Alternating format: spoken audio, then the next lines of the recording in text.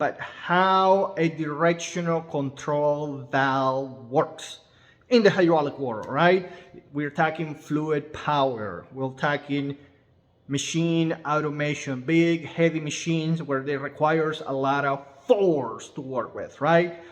Well, hydraulic valves in the fluid power world, well, there's a few manufacturers, there's a number of manufacturers, but a lot of them, they work on the same principle, and the design is very similar from one to the other.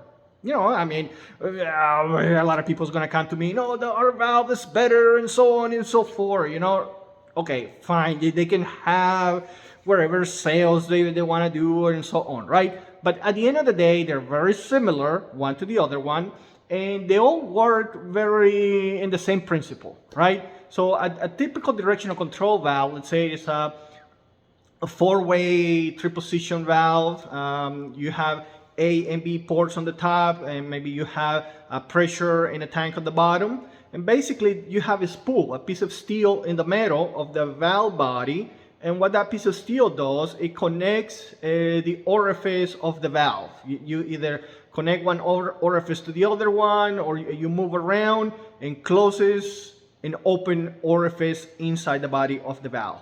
So an example, for example, a tandem valve, three-position four-way tandem valve, you would have pressure and tank connected, and the oil, the pump pumps oil, the oil goes to orifice P for pressure, and it connects right to T for tank, and the oil just go inside the valve from one side to the other one and back to tank, right? Now you have this spool in the middle, and let's say you have A and B, and it's connected to a hydraulic cylinder on top.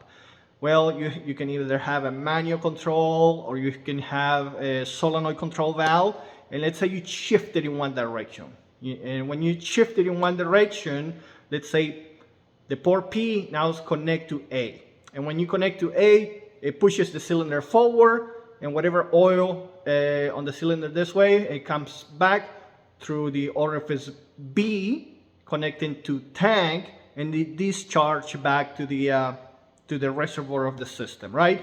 So you are pushing the cylinder in one way and discharging the oil in the other way. So you push the cylinder to move some load or whatever, right?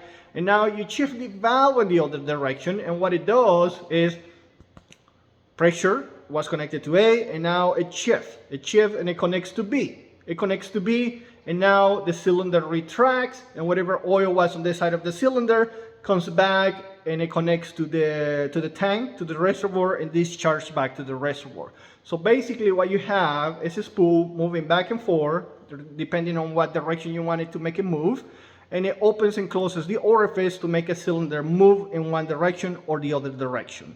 So it's a very, I would say, simple, simple concept. There's an opening and closing orifice inside a body of a valve to create work and move the fluid in whatever direction you want to move it, right? It can operate a cylinder often, or it can operate a hydraulic motor. And what it does with a hydraulic motor, it rotates the motor in one direction, or it rotates the motor in the other direction. So it's basically the secret of how a directional control valve works.